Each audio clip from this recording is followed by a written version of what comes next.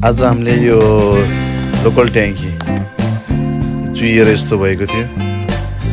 हामीहरूले यसलाई एक्सचेन्ज गरेको छौँ ट्याङ्की पनि, र प्यानलको पनि हामीले सर्भिस गरेका छौँ।